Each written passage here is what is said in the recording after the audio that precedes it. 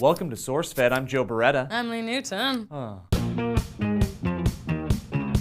the 7th consecutive year, the results of the annual Global Peace Index indicates that the world continues to drift away from peace as it spirals into a chaos tornado of violence, corruption, hate, and war that will eventually consume us all. The results may not be as disheartening as Joe here described, but according to the GPI, it is costly. Last year, $9.8 trillion went into paying for the cost of dealing with the bad stuff. You know, war, violence, and that program to erase Kardashians from our minds. Why won't it work? International conflicts are on the decline, which is dope, but internal struggles are becoming far more common. According to the index, 11 countries are currently engaged in absolute conflict. But for the most part, Asia Pacific, Europe, and North America are mostly peaceful and get their kumbaya on like all the time. Don't mess with our kumbaya. 22 indicators were considered to determine each country's level of love or destruction. We're talking education, relationships with neighboring countries, and population levels of democracy and the transparency within, the number of dollars spent on military stuffs, the number of homicides, terrorism, and a national sense of well-being. They also judged each country with a super sweet Pillars of Peace graph. Oh man, so cool. Graphs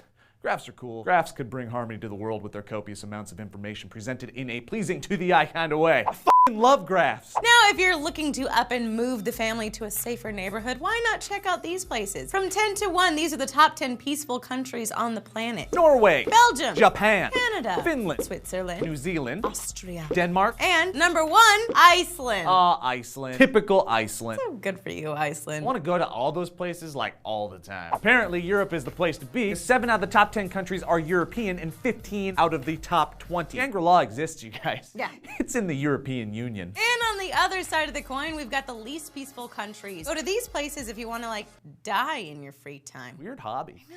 10 to 1. Number 10, North Korea. What, really? Only the 10th worst? Yep. Really? Really? You're killing our list flow.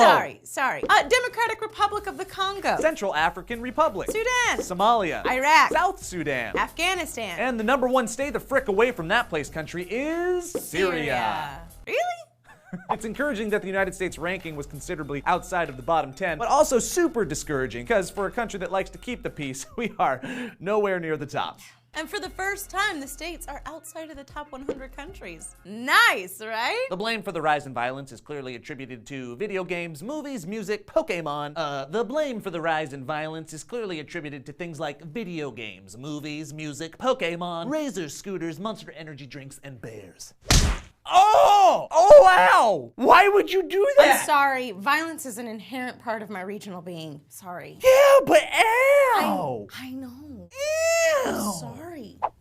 So guys, how do you turn this world around and bring sunshine and rainbows back into our lives? Please solve the world's problems in the comment section down below. After that, like, subscribe, click the annotation, watch more SourceFed. I'm Lee Newton. And boom! Oh! Yeah! You just got brought to Punch School. First lesson, don't funk with Joe. I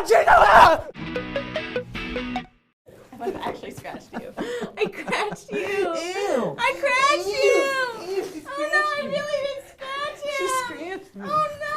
She scratched me. Oh no.